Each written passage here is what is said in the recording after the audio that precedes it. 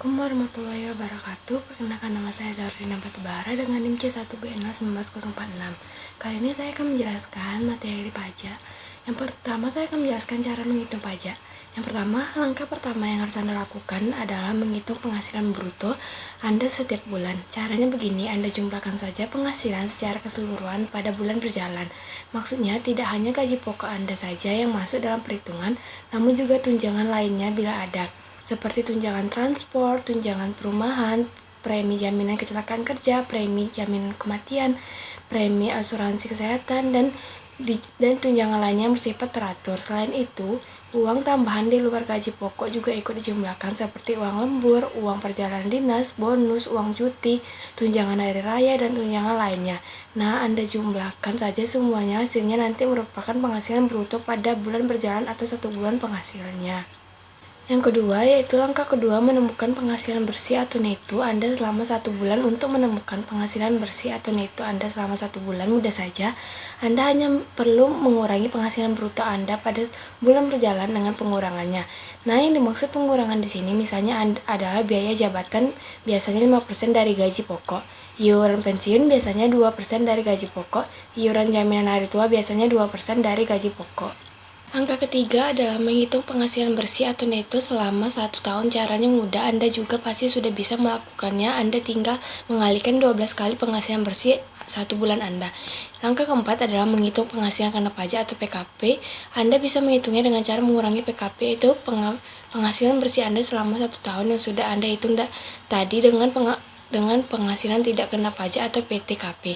PTKP ini berbeda-beda tergantung dari status wajib pajak tersebut, antara yang belum kawin, dan punya anak atau K0, K-0, kawin dan punya anak 1 atau K-1, kawin dan punya anak 2 atau K-2, dan kawin dan punya anak 3 atau K-3, berbeda-beda.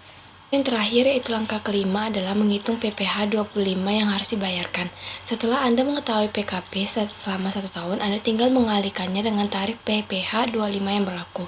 Namun jika Anda tidak mengetahui berapa PPh 25 Anda per bulannya, maka Anda tinggal membagi total pajak setahun dengan 12. Dengan menghitung PPh 25 Anda per bulan, Anda bisa menghitung penghasilan bersih Anda dengan mengurangi penghasilan bersih pada bulan berjalan dengan PPh 25 pada bulan berjalan. Selanjutnya, saya akan menjelaskan tentang depresiasi. Pengertian depresiasi adalah biaya yang timbul karena penggunaan aktiva tetap atau akses tetap atau fixed assets.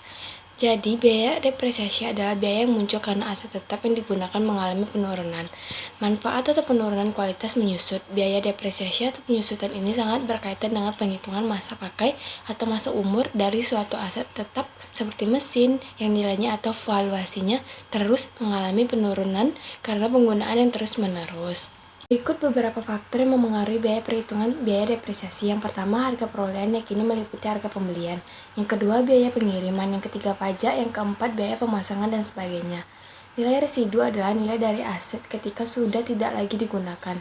Perkiraan masa manfaat sebagai contoh untuk metode perhitungan biaya depresiasi garis lurus, maka rumusnya adalah biaya penyusutan sama dengan harga perolehan dikurang nilai residu atau umur ekonomis. Sebagai ilustrasi apa itu depresi, pengertian depresi, sebuah perusahaan membeli kendaraan truk seharga Rp 600 juta dengan masa pakai 5 tahun, dan setelah dipakai 5 tahun nilai truk sudah menurun menjadi 100 juta nilai residu, maka biaya penyusutan per tahun yang dicatat adalah sebesar 100 juta atau 600 juta dikurang 100 juta atau 5 tahun.